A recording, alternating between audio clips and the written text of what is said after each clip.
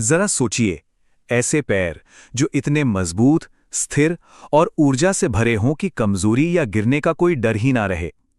एक ऐसी जिंदगी जहां हर कदम आत्मविश्वास से भरा हो। तो अगर एक्टिव रहना, अपनी आज़ादी बनाए रखना और आत्मविश्वास के साथ जीना, यह सब किसी की चाहत है, तो ये जानकारी बिल्कुल उनके लिए ही है।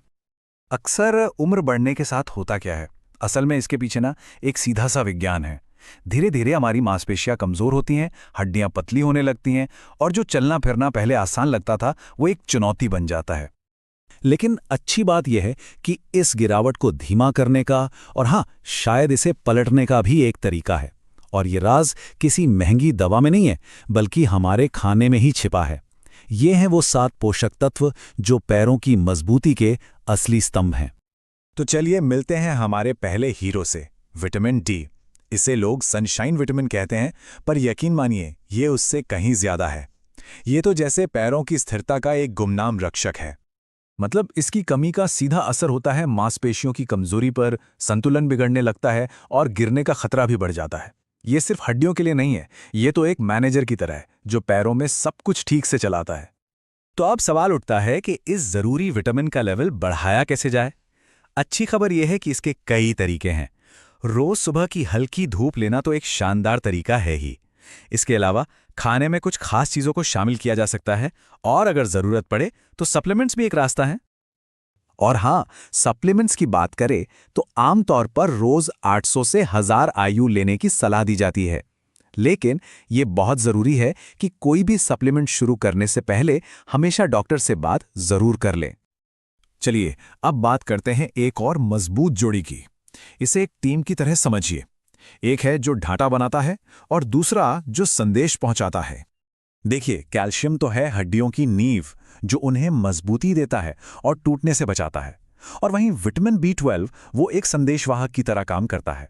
ये पक्का करता है कि दिमाग से पैरों तक सिग्नल बिना किसी रुकावट के पहुंचें, जिससे संतुलन और तालमेल बना रहे। और सबसे अच्छी बात जानते हैं क्या है? इन दोनों पावर हाउस न्यूट्रिएंट्स को पाने के लिए कहीं दूर नहीं जाना है। ये खाने में आसानी से शामिल हो सकते हैं, चाहे कोई शाकाहारी हो या मांसाहारी। कैल्शियम के लिए रोजाना 1000 से 1200 मिलीग्राम का लक्ष्य रखना चाहिए। और एक बार फिर याद दिला दूं, सप्लीमेंट्स के लिए हमेशा पहले डॉक्टर से ही सलाह लें। आगे बढ़ते हैं हमारी अगली जोड़ी पर। ये दोनों सीधे सीधे मांसपेशियों के कामकाज और ऐंठन को रोकने में बहुत बड़ी भूमिका निभाते हैं। मैग्नीशियम को मांसपेशियों का बॉस कहना बिल्कुल सही है। ये तय करता है कि मांसपेशियां कब सिकुड़ेंगी और कब आराम करेंगी। यही वजह है कि रात में जो दर्दनाक ऐंठन होती है ना, उससे राहत दिलाने में ये इतना असरदार है। और ठीक इसी तरह पोटेशियम एक सिग्नल कीपर का काम करता है। अगर इसकी कमी हो जाए तो मांसपेशियों में कमजोरी और कम कंपी हो सकती है, जिसका सीधा असर संतुलन पर पड़ता है। इन दोनों मिनरल्स को अपनी डाइट में शामिल करना भी बहुत आसान है। अगली बार जब शॉपिंग करने जाएं तो अपनी लिस्ट में पालक, बादाम, केला और शकरकंद जैसी चीजों को जरूर शामिल करने का सोच सकते हैं। पोटेशियम के लिए रोज का टारगेट करीब 2600 से 3400 मिलीग्राम होता है। लेकिन यहाँ एक बहुत जरूरी बात है। अगर किसी को किडनी की कोई समस्या है तो पोटेशियम का सेवन बढ़ाने से पहले अपने डॉक्टर से जरूर बात करें। और आखिर में चलिए बात करते हैं हमारे 2 सपोर्टिंग हीरोज की। ये सीधे तौर पर काम नहीं करते, लेकिन हड्डियों और नसों के लिए इनकी भूमिका बहुत जरूरी है। विटामिन के को समझिए एक ट्रैफिक पुलिस की तरह।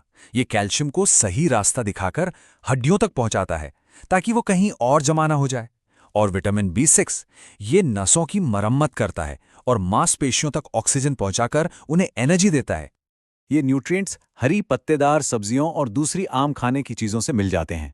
बस एक बात का ध्यान रखना है, अगर कोई खून पतला करने वाली दवा ले रहा है तो विटामिन के का सेवन बढ़ाने से पहले डॉक्टर से सलाह लेना बहुत जरूरी है। तो हमने इन 7 जरूरी पोषक तत्वों के बारे में तो जान लिया। अब असली सवाल यह है कि इस जानकारी को अपनी जिंदगी में उतारा कैसे जाए।